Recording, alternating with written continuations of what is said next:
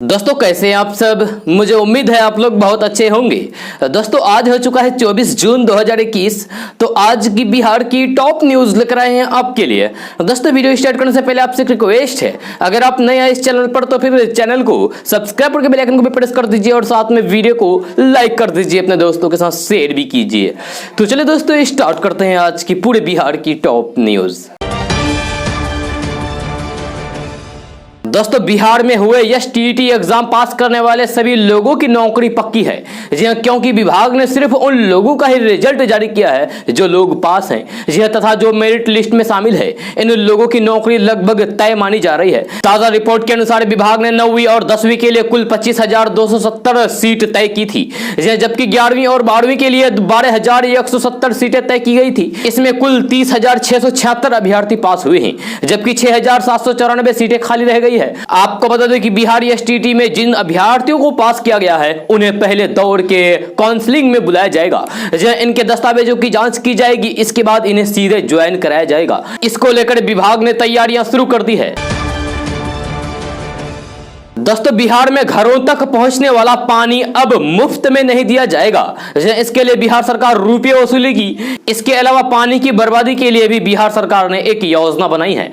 इसको लेकर कैबिनेट ने मंजूरी भी दे दी है। पीएचईडी एवं पंचायती राज विभाग के माध्यम से मुख्यमंत्री नल जल योजना के तहत लगभग 1,84,00,000 से अधिक परिवारों को टेब से घर में शुद्ध पानी पहुंचाया गया है। योजना के तहत पानी की बर्बादी रोकने के लिए कैबिनेट से मेंटेनेंस पॉलिसी को स्वीकृति मिल गई है। इसके बाद अब सभी लाभार्थियों को हर महीने 30 रुपए देना होगा। योजना को ठीक से चलाने और बड़ी खराबी को दूर करने के लिए पंचायत स्तर पर एक मरम्मती दल रहेगा जो पानी की बर्बादी रोकने के लिए गांव में अभियान चलाएगा। जी हां, साथ ही लोगों को पानी की महत्व से अवगत कराएगा। मीडिया रिपोर्ट्स के अनुसार जल आपूर्ति की अवधि अक्टूबर से मार्च तक सुबह 6 बजे से 9 बजे तक और अन्य महीने में सुबह 5 बजे से 8 बजे तक, वही सभी माह में शाम 4 बजे से 7 बजे तक रहेगी। जी हां, संचालन के लिए एजेंसी की ओर से एक पंप ऑपरेटर भी रखा जाएगा। जल आपूर्ति योजना की फीडबैक लेने के लिए वार्ड के 2 सदस्यों से रोजाना मोबाइल नंबर पर फीडबैक भी लिया जाएगा, यानी कि पानी कंटिन्यू आपको मिलेगा। अगर कोई भी पानी की टंकी में या फिर कहीं भी खराबी आती है तो उसको तुरंत ठीक कर दिया जाएगा। दोस्तों हाल ही में बिहार पुलिस अधीनस्थ सेवा आयोग ने बीते गुरुवार को पुलिस सब इंस्पेक्टर, सार्जेंट और सहायक अधीक्षक जेल के पदों के लिए अंतिम रिजल्ट घोषित कर दिया है। इस बार की परीक्षा में मुस्लिम महिलाओं ने बाजी मारी है। ऐसा पहली बार हुआ है कि बिहार में एक साथ 11 मुस्लिम महिलाएं दारोगा बनी है। इसके अलावा 44 मुस्लिम पुरुषों का भी चयन हुआ है, यानी कि कुल 55% में 20% मुस्लिम महिलाएं दारोगा बनी है। 11 चयनित महिलाओं ने बिहार की राजधानी पटना में स्थित हज भवन बिहार सरकार द्वारा संचालित यानी कि चलाए जा रहे कोचिंग में ट्रेनिंग ली थी। किसी ने मेंस की कोचिंग की तो किसी ने फिजिकल के लिए ट्रेनिंग ली। कोचिंग में छात्र छात्राओं को मार्गदर्शन करने वाले राशिद हुसैन ने बताया है कि ऐसा पहली बार हुआ है कि एक साथ इतनी संख्या में मुस्लिम महिलाएं दारोगा बनी हैं। ये बहुत ही खुशी की बात है। अगली बार इससे और बेहतर किया जाएगा। आपको बता दूं कि इससे पहले जब बिहार में दारोगा की बहाली हुई थी उसमें 5 महिलाएं चयनित हुई थी, लेकिन इस बार के परिणाम ने सबको चौंका दिया है।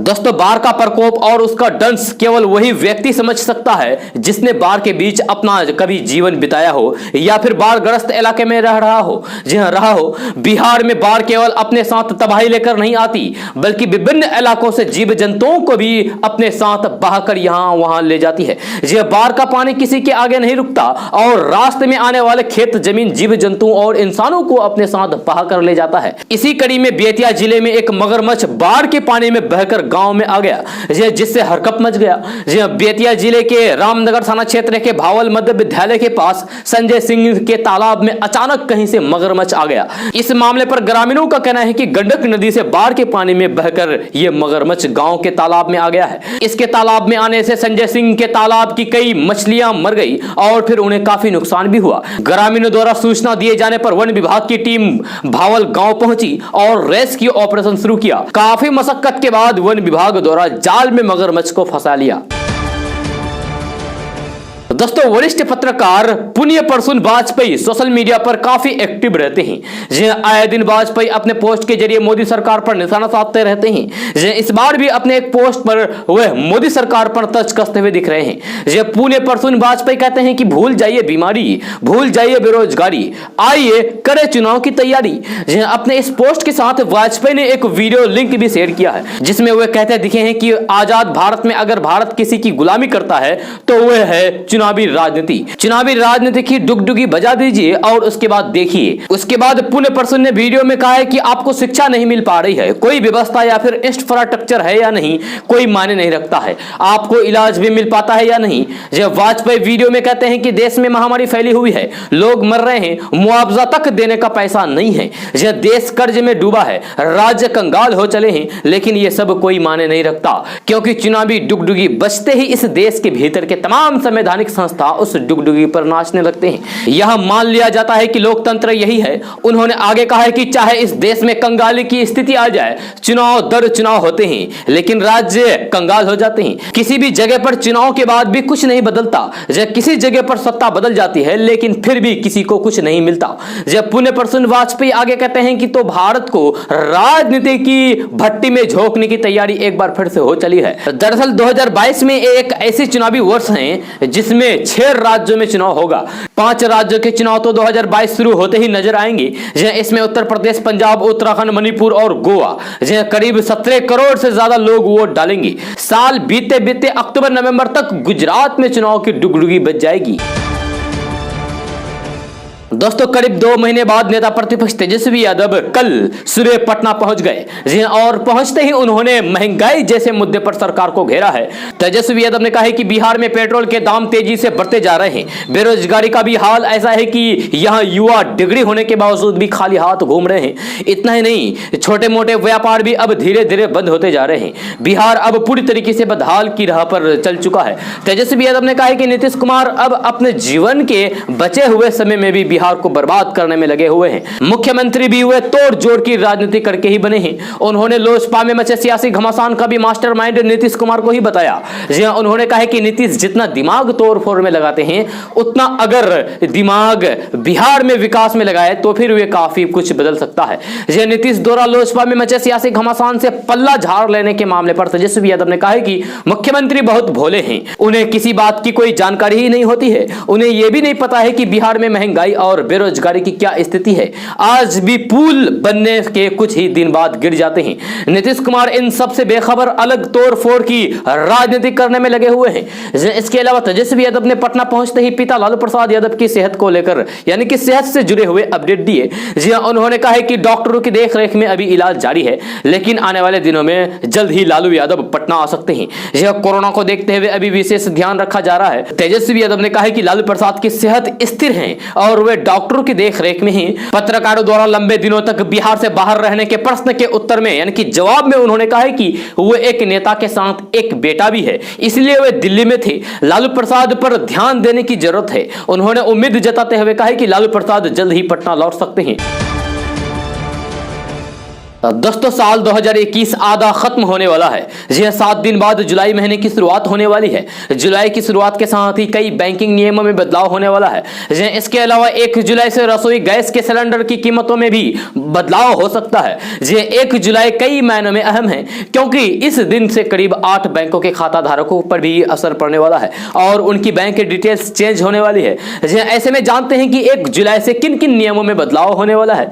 जी साथ ही जानेंगे कि 1 जुलाई से बदलने वाले नियमों को लेकर क्या किया जाना है, क्योंकि कुछ ऐसे नियम हैं जिनके बदलने से पहले ही आपको ध्यान देने की आवश्यकता है। ऐसा ना करने पर आपको मुश्किल भी हो सकती है और अकाउंट में पैसे क्रेडिट होने पर दिक्कत हो सकती है। तो सबसे पहले बात करते हैं IFSC कोड के बारे में। तो IFSC कोड में बदलाव होगा। जी हाल ही में कई बैंकों का दूसरे बैंक में विलय किया गया है। जिन बैंकों को विलय किया गया है उनके खाता धारक के IFSC कोड बदल दिए गए हैं। IFSC कोड में बदलाव हुए तो काफी टाइम हो गए हैं, लेकिन लेकिन अभी तक पुराने कोड से भी ट्रांजैक्शन हो रहा था। जी हालांकि 1 जुलाई से पुरानी IFSC कोड से ट्रांजैक्शन नहीं होगा और सभी बैंक धारकों को अपना नया IFSC कोड पता करना अनिवार्य है। उसके बाद बात करते हैं कि SBI ने कई नियम बदल दिए हैं। तो स्टेट बैंक ऑफ इंडिया यानी कि SBI ने अपने basic saving bank deposit account यानी कि BSBD खाता धारकों के लिए कई नियमों में बदलाव किए हैं। जी इन नियमों के अनुसार अब हर महीने बैंक या फिर ATM से सिर्फ 4 बार ही पैसे विड्रॉल किए जा सकेंगे। जी हाँ, वही बैंक फ्री लिमिट के बाद हर ट्रांजैक्शन पर 15 रुपए प्लस GST चार्ज करेगा। साथ ही चेक बुक के नियमों में भी काफी बदलाव किया गया है और नई चेक बुक पर ज्यादा चार्ज देना होगा। उसके बाद बात करते हैं रसोई गैस के बारे में। तो फिर हर महीने की पहली तारीख को LPG सिलेंडर की नई कीमतें जारी की जाती है। यह पहली तारीख को ऑयल कंपनियां रसोई गैस की कीमतें तय करती है। अब 1 जुलाई को फिर से नई रेट पर रिव्यू किया जाएगा और अब देखना होगा कि कीमतों में बदलाव होता है या फिर नहीं। यह पिछले कुछ महीने में तो रसोई गैस की कीमतों में काफी बढ़ोतरी हुई है और यही संभावना जताई जा रही है कि 1 जुलाई से रसोई गैस की कीमतों में फिर से बढ़ोतरी हो सकती है। दोस्तों, उत्तर प्रदेश में विधानसभा चुनाव से पहले भाजपा की सहयोगी निषाद पार्टी के अध्यक्ष संजय निषाद ने सत्तारूढ़ पार्टी से बड़ी मांग की है। जहां उनका कहना है कि भाजपा ने हमसे 1 कैबिनेट पोस्ट और 1 राज्यसभा सीट देने का वादा किया था। अब हमारी मांग है कि आगामी चुनाव में भाजपा की ओर से उन्हें उप मुख्यमंत्री का चेहरा बनाया जाए। जी हां, संजय निषाद ने दावा किया है कि यूपी में निषाद समुदाय के 18% वोट हैं। जी हां, राज्य की 160 सीटों पर निषाद समुदाय का प्रभाव है। भाजपा को इसका पूरा फायदा मिलेगा। संजय निषाद ने संवाददाताओं से कहा कि उन्होंने यानी कि भाजपा हमसे कैंडिडेट पद और राज्यसभा सीट देने का वादा किया था। 2022 के विधानसभा चुनाव में मुझे उप मुख्यमंत्री का चेहरा होना चाहिए। जी हां, अगर वे हमें चोट पहुंचाएंगे तो फिर वो भी खुश नहीं रहेंगे। हम अपने आरक्षण के मुद्दे के लिए संघर्ष कर रहे हैं। निषाद का दावा है कि प्रदेश में 160 विधानसभा क्षेत्र निषाद के पास है और यहां 70 सीटें ऐसी हैं जहां निषाद समुदाय की आबादी 75,000 से ज्यादा है। निषाद पार्टी 100 सीट जीतने का संकल्प लेकर बूथ स्तर पर काम कर रही है। हमें CM नहीं सही लेकिन उप मुख्यमंत्री पद का चेहरा बनाकर चुनाव में जाने से भाजपा को बड़ा लाभ होगा और हमें उप मुख्यमंत्री बनना चाहिए। दोस्तों, देश भर में पेट्रोल की बढ़ती कीमतों से लोग परेशान हैं। खासकर समाज के मध्यम आय वर्ग के लोगों को पेट्रोल और डीजल की रोजाना बढ़ रही कीमतों की वजह से काफी परेशानी हो रही है। जी हां, उनके जेब पर अतिरिक्त भार पड़ रहा है। जब बिहार की बात करें तो यहां 27 जिलों में पेट्रोल की कीमतों ने शतक लगा लिया है। यानी कि 27 जिलों में पेट्रोल 100 रुपए प्रति लीटर को पार कर गया है। जब बिहार के सीतामढ़ी जिले में मंगलवार को राज्य भर में सबसे ज्यादा दाम 101 रुपए 93 पैसे प्रति लीटर बिकी है। जब बिहार की राजधानी पटना की बात करें तो यहां पेट्रोल की कीमत 100 रुपए से महज 45 पैसे कम है। जब मंगलवार को राजधानी पटना में पेट्रोल 99 रुपए 55 पैसे प्रति लीटर बिकी, जो अब तक के पेट्रोल के अधिकतम मूल्य का रिकॉर्ड है। जबकि डीजल की कीमत 93 रुपए 56 पैसे प्रति लीटर रही। आपको बता दूं कि केवल जून महीने में अब तक 13 दिन पेट्रोल डीजल की कीमतें बढ़ी है। जी आंकड़ों के देखें तो हर दिन 24 से 28 पैसे की वृद्धि हुई। आपको बता दूं कि पेट्रोल और डीजल की कीमतों में भी एक्साइज ड्यूटी, डीलर कमीशन और अन्य चीजें जोड़ने के बाद करीब दोगुनी हो जाती है। ऐसे में अगर केंद्र सरकार की एक्साइज ड्यूटी और राज्य सरकारों का वेट हटा दें तो फिर डीजल और पेट्रोल का रेट लगभग 27 रुपए प्रति लीटर होगा। दोस्तों, बिहार के औरंगाबाद से पटना से दरभंगा के बीच 4 लेन सड़क का निर्माण होने जा रहा है। यह ताजा रिपोर्ट के मुताबिक ये सड़क NH के रूप में विकसित किया जाएगा। इसको लेकर तैयारियां भी शुरू हो गई है। साथ ही साथ जमीन अधिग्रहण का काम भी तेजी के साथ किया जा रहा है। खबर के अनुसार औरंगाबाद से पटना से दरभंगा के बीच 4 लेन बनेगा और ये NH हाईवे की लागत 7,500 करोड़ है। ये हाईवे 189 किलोमीटर तक बनाया जाएगा। इसके लिए जल्द ही टेंडर करने का निर्माण किया गया है। बहुत जल्द निर्माण कार्य शुरू होगा। आपको बता दूं कि इस NH के निर्माण होने से गया, जहानाबाद, औरंगाबाद, दरभंगा सहित कई जिलों के लोगों को फायदा होगा।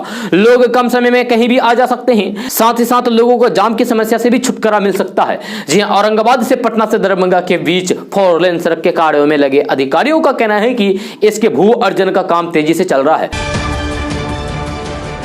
दोस्तों, बंगाल की खाड़ी में बने निम्न दबाव का क्षेत्र कम होने से मानसून की सक्रियता घट गई है। जी हां, मौसम वैज्ञानिकों के अनुसार यह स्थिति कम से कम 28 जून तक रहने वाली है। इस दौरान कहीं कहीं छिटपुट बारिश की भी आसार है। जी हां, वहीं बारिश थमने के बाद नदियों के जलस्तर में गिरावट आने लगी है। नोडल अधिकारी ने बताया है कि बंगाल की खाड़ी में निम्न दबाव का क्षेत्र बना था, जिसके कारण उत्तर प्रदेश और बिहार में मानसून जोरदार ढंग से सक्रिय हुआ था।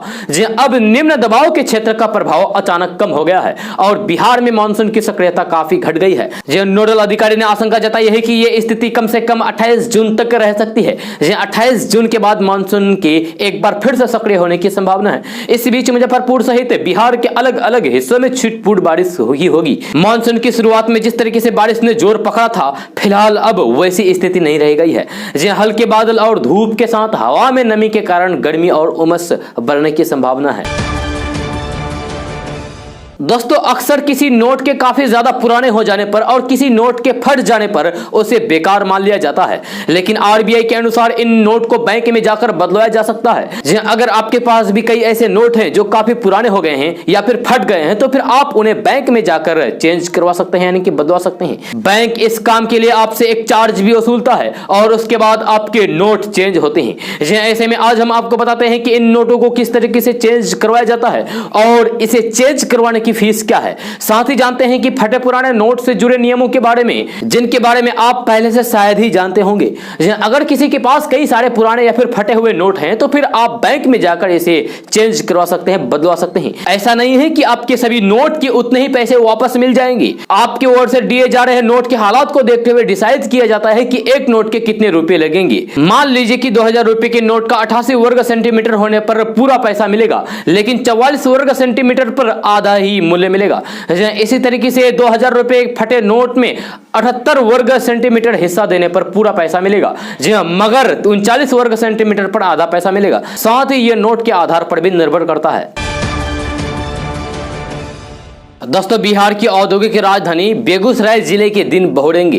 एक तरफ जहां पुराने उद्योगों की क्षमता बढ़ोतरी और फिर नवीनीकरण किया जा रहा है, वहीं दूसरी तरफ जिले में यानी कि बेगूसराय जिले में नए उद्योग भी लगाए जा रहे हैं। इसी कड़ी में बेगूसराय जिले में 55 एकड़ जमीन पर 550 करोड़ की लागत से पेप्सिको कंपनी के द्वारा बॉटलिंग प्लांट लगाया जाएगा, जिसका निर्माण कार्य जोर शोर से किया जा रहा है। यह बॉटलिंग प्लांट का निर्माण कार्य बरौनी प्रखंड के उत्क्रमित मध्य विद्यालय स्थित असुराड़ी गाँव के समीप हो रहा है, उसके पास हो रहा है, जहां विद्यालय भवन से दक्षिण एक बड़े भूखंड पर पेप्सी कंपनी का बॉटलिंग प्लांट लगाया गया है। मिली जानकारी के अनुसार ऐसा अनुमान लगाया गया है कि इस प्लांट लगने से स्थानीय 1500 लोगों के लिए रोजगार के अवसर पैदा होंगे। आपको बता दो कि किसानों की 392 एकड़ की जमीन का अधिग्रहण साल 1998 में बियाड़ा द्वारा तत्कालीन मुआवजा देकर किया गया था, जिसके बाद से लगातार ये भूमि उद्योग के लिए खाली पड़ी हुई थी।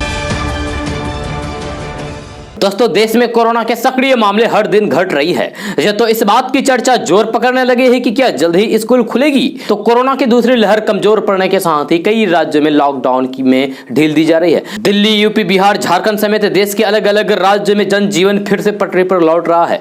जी हाँ, वही केंद्र सरकार का भी कहना है कि राज्य सरकारें अपने यहाँ स्कूल खोलने का निर्णय तभी ले जब पूरा भरोसा हो जाए कि स्कूल जाने पर बच्चे बीमार नहीं होंगे। यह नीति आयोग के अध्यक्ष कोविड-19 महामारी की घटित एक सेंट्रल वर्कफोर्स के प्रमुख डॉक्टर वीके पॉल ने कहा है कि स्कूलों को खोलने से पहले कई तथ्यों को ध्यान में रखना होगा।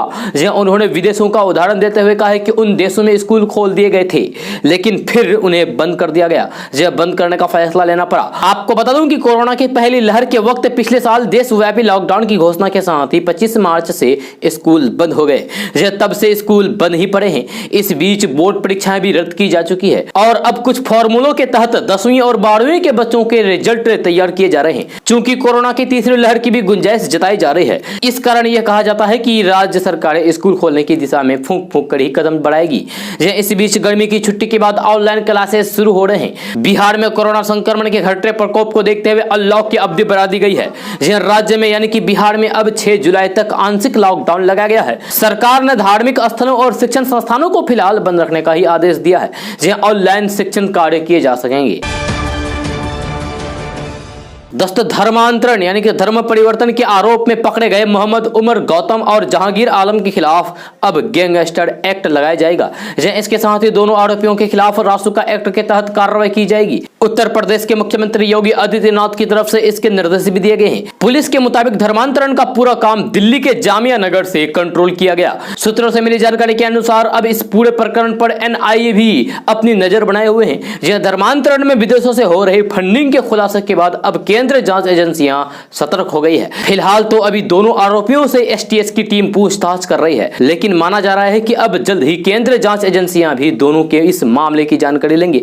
जहां बताया जा रहा है कि इस मामले में यूपी समेत 6 राज्यों के बच्चों को शिकार बनाया गया। ये सूत्रों के हवाले से बताया जा रहा है। सूत्रों के मुताबिक नोएडा के जिस मुखबादिर स्कूल के बच्चों को धर्म परिवर्तन के लिए शिकार बनाया गया, उसमें उत्तर प्रदेश के बच्चों के साथ साथ हरियाणा, हिमाचल प्रदेश, दिल्ली, उत्तराखंड के छात्र भी शामिल है। अब एसटीएस की एक टीम नोएडा पुलिस के साथ मिलकर इस स्कूल के लोगों से भी पूछताछ कर रही है। दोस्तों, भोजपुरी एक्टर और सिंगर खेसारी लाल यादव ने मंगलवार को समाजवादी पार्टी के राष्ट्रीय अध्यक्ष अखिलेश यादव से मुलाकात लखनऊ में उनके आवास पर की है। जी हां, खुद अखिलेश यादव ने अपनी और खेसारी की तस्वीर ट्वीट करके इस बात की जानकारी दी। जी हां, समाजवादी पार्टी के अध्यक्ष अखिलेश यादव ने तस्वीर के साथ कैप्शन में लिखा है कि खेसारी से मुलाकात हुई और 22 में बाइसिकल के संकल्प की बात हुई। जी, इस फोटो के सामने आने के बाद सियासी गलियारों में चर्चा होने लगी है कि खेसारी लाल यादव आगामी उत्तर प्रदेश विधानसभा चुनाव में समाजवादी पार्टी के लिए प्रचार कर सकते हैं। इस बात के भी क्यास लगाए जा रहे हैं कि आने वाले दिनों में यानी कि आने वाले समय में खेसारी समाजवादी पार्टी में शामिल हो सकते हैं। आपकी जानकारी के लिए बता दूं कि खेसारी लाल यादव कई मौके पर भाजपा की आलोचना भी कर चुके हैं। दोस्तों, देश में पेट्रोल और डीजल की कीमतों ने तमाम रिकॉर्ड तोड़ दिए हैं। जो बीते करीब 1.5 महीने में लगातार पेट्रोल डीजल के दाम बढ़े हैं। इसको लेकर कांग्रेस सांसद यानी कि कांग्रेस के पूर्व अध्यक्ष राहुल गांधी ने नरेंद्र मोदी सरकार को निशाने पर लेते हुए कहा कि चुनाव के वक्त ही ईंधन के दाम कम होंगे, यानी कि पेट्रोल डीजल के दाम कम होंगे उसी वक्त जब चुनाव होंगे। अभी राहत की उम्मीद ना कीजिए। 2 मई को 5 राज्यों के विधानसभा चुनाव के नतीजे आने के बाद से लगातार पेट्रोल के दाम बढ़ रहे हैं। जो वही चुनाव के वक्त दाम लगातार स्थिर रहे थे, यानी कि जिस वक्त चुनाव हुए थे उस वक्त पेट्रोल डीजल के दाम नहीं बढ़े थे, लेकिन जैसे ही चुनाव खत्म हुआ वैसे ही पेट्रोल डीजल के दाम बढ़ने शुरू हो गए हैं। दोस्तों, पटना में मवेशी पालकों द्वारा गोबर को सड़क पर या फिर नाला में फेंकने पर 500 रुपए जुर्माना लगेगा। यह निगम की ओर से इसे सख्ती से लागू करने की तैयारी है। इसे लेकर 25 जून को निगम सशक्त अस्थायी समिति की बैठक में निर्णय लिया जाएगा। इसके अलावा अन्य 10 प्रस्ताव पर भी चर्चा होगी। बैठक में निगम क्षेत्र में कचरा प्रबंधन के तहत मवेशी पालकों के द्वारा गोबर को जहां तहां फेंकने वालों के खिलाफ जुर्माना लगाने के निर्णय लिया जाएगा। जी हां, निगम की ओर से 21 जनवरी 2021 को निगम बोर्ड की बैठक में इस प्रस्ताव को लाया गया था, लेकिन बैठक में उपस्थित सांसद रामकृपाल यादव ने इसका विरोध करते हुए जुर्माना राशि पर पूर्ण विचार करते हुए इसके लिए व्यवस्था करने की बात कही थी। इससे यह प्रस्ताव लागू नहीं हुआ। फिर से इस प्रस्ताव को लागू करने की तैयारी है। दोस्तों, बिहार के मुख्यमंत्री नीतीश कुमार अपनी आंखों का इलाज कराने दिल्ली आए हुए हैं। इस दौरान सियासी सरगर्मी काफी बड़ी हुई है। इस बीच जनसंख्या नियंत्रण कानून को लेकर सीएम नीतीश कुमार से जब सवाल किया गया तो उन्होंने कोई सटीक जवाब नहीं दिया। सीएम नीतीश कुमार बात को घुमाते हुए नजर आए। सीएम नीतीश कुमार ने जनसंख्या नियंत्रण कानून का खुलकर समर्थन की नहीं किया, लेकिन राजनीतिक नुकसान की भी भरपाई साथ ही साथ कर दी। जहां उन्होंने कहा कि बिहार में जनसंख्या पहले से ज्यादा थी लेकिन अब नहीं है। इसके बाद सीएम नीतीश कुमार ने एक सर्वे का जिक्र किया। उन्होंने कहा कि एक सर्वे के हिसाब से अगर लड़की 10वीं पास है तो जनसंख्या औसत में बिहार देश के बराबर है। जी हां, वहीं अगर लड़की 12वीं पास है तो जनसंख्या औसत में बिहार देश से कम है। सीएम नीतीश कुमार ने आगे कहा है कि इसीलिए फैसला लिया गया है कि हर पंचायत में उच्च माध्यमिक विद्यालय खोले जाएंगे। अगर लड़कियां पढ़ेगी तो फिर प्रजनन प्रतिशत में कमी आएगी और जनसंख्या कम होगी। दोस्तों, उत्तर प्रदेश में कानपुर देहात के राजपुर ब्लॉक के छोलापुर गांव में खरंजा निर्माण करने के दौरान जेसीबी से मिट्टी खोदाई करते समय एक तीरे से 100 से 140 साल पुराने चांदी के 90 सिक्के मिले हैं। इस मामले की जानकारी मिलने के बाद गांव के लोगों की भीड़ जमा हो गई। इससे पहले जेसीबी ड्राइवर ने साथियों के साथ मिलकर सिक्कों का बंटवारा कर दिया। घटना की सूचना मिलने पर पहुंची पुलिस ने जेसीबी ड्राइवर से सख्ती से पूछताछ की तो फिर 90 में 72 सिक्के बरामद कर लिए। ये मामला कानपुर देहात के राजपुर ब्लॉक के छोलापुर गांव का है। जानकारी के मुताबिक ये चांदी के सिक्के 100 से 140 साल पुराने हैं। दोस्तों, कोरोना संक्रमण के दूसरे लहर की रफ्तार धीमी पड़ते ही अब धीरे धीरे जिंदगी पटरी पर लौट रही है। बढ़ते संक्रमण को देखते हुए ट्रेन और फ्लाइट्स की संख्या भी कम कर दी गई थी। इसी बीच रेल यात्रियों के लिए राहत बड़ी खबर सामने आई है। यह भारतीय रेलवे ने 24 जून से 8 जोड़ी स्पेशल यात्री ट्रेनों की सेवाएं बहाल करने का फैसला लिया है। पूर्व मध्य रेलवे के मुख्य जनसंपर्क अधिकारी राजेश कुमार ने कहा है कि गर्मी से भीड़ को दूर करने के लिए 24 जून से मुजफ्फरपुर से नरकटियागंज, पटना से भभुआ रोड, गया और आरा के रास्ते दानापुर दानापुर, राजगीर, धनबाद, रांची, हावड़ा, धनबाद, रांची, देवघर और गया धनबाद रूट्स पर विशेष ट्रेन यानी कि यात्री ट्रेनों की सेवाएं बहाल कर दी जाएगी।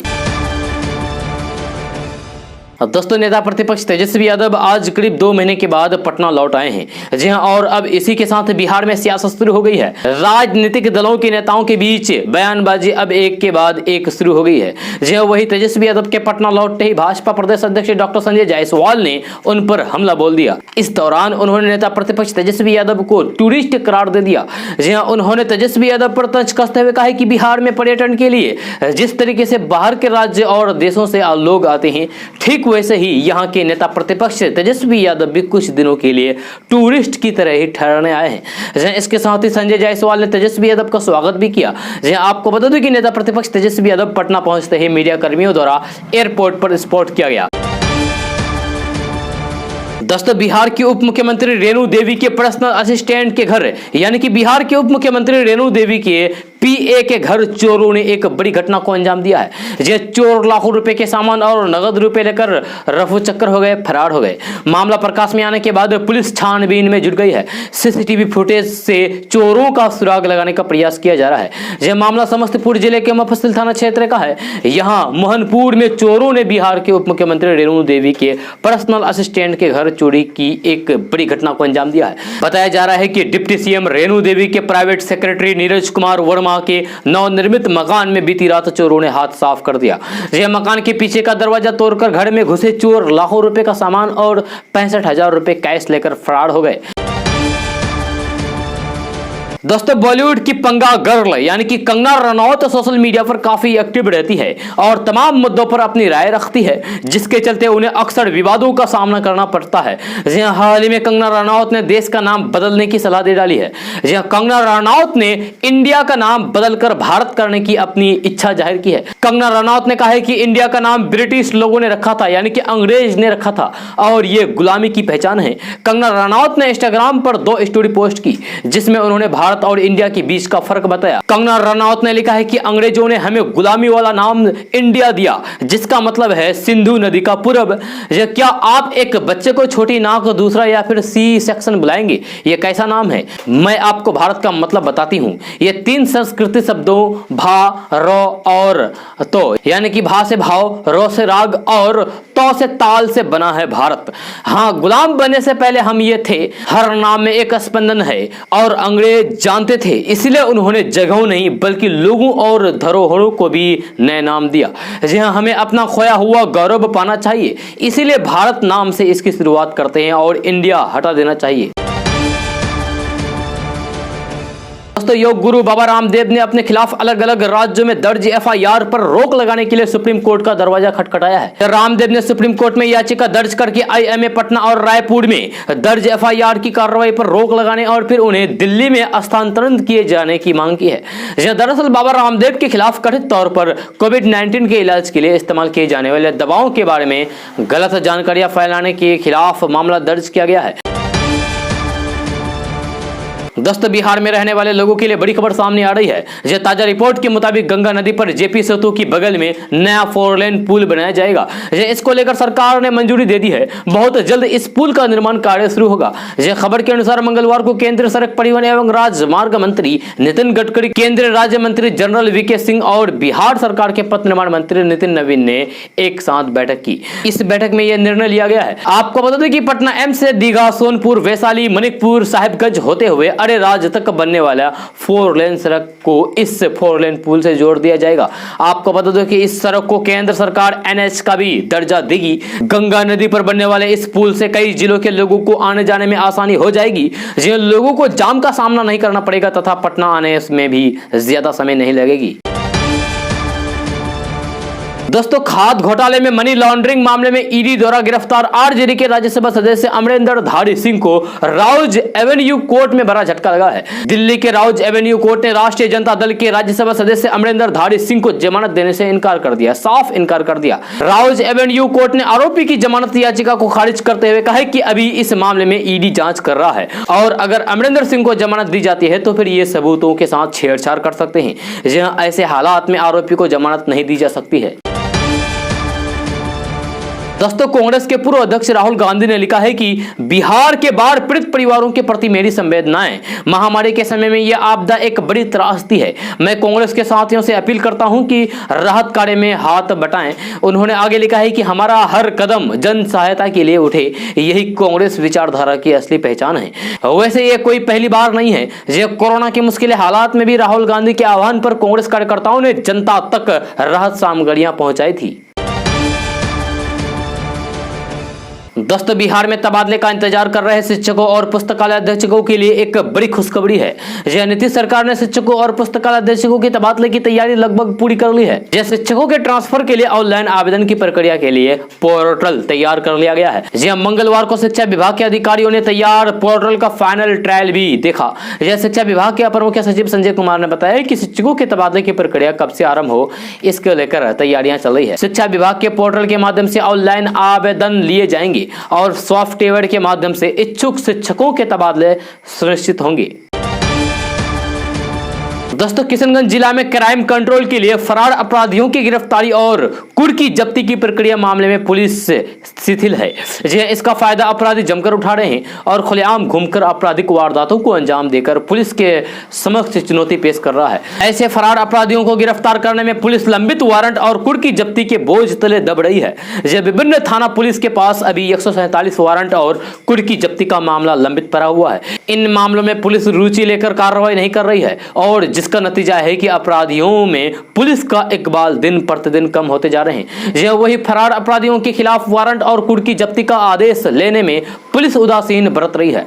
आलम यह है कि 20 महीने में किशनगंज जिले के 20 थानों में से सिर्फ एक थाने ने एक वारंट न्यायालय से प्राप्त किया है। समय रहते अगर पुलिस फरार अपराधियों के खिलाफ वारंट और कुर्की का प्रस्ताव लेकर कार्रवाई करे तो जिला में अपराध का ग्राफ कम होगा। किशनगंज जिला में अपराध का कम होगा और अपराधी सलाखों के पीछे रहेगा। पुलिस आंकड़ों पर गौर करे तो जिला में सबसे अधिक किशनगंज टाउन थाना में वारंट के 52 और कुर्की जब्ती के 5 मामला लंबित है। दोस्तों आज का न्यूज़ बस यहाँ तक। कैसा लगा जरूर अपना सुझाव दीजिएगा नीचे कमेंट बॉक्स में कमेंट करके। अगर आप नए आए इस चैनल पर तो फिर चैनल को सब्सक्राइब करके बेल आइकन को भी प्रेस कर दीजिए और साथ में वीडियो को लाइक कर दीजिए, अपने दोस्तों के साथ शेयर भी कीजिए। तो चलिए दोस्तों फिर मिलते हैं अगले वीडियो में। जय हिंद, जय बिहार।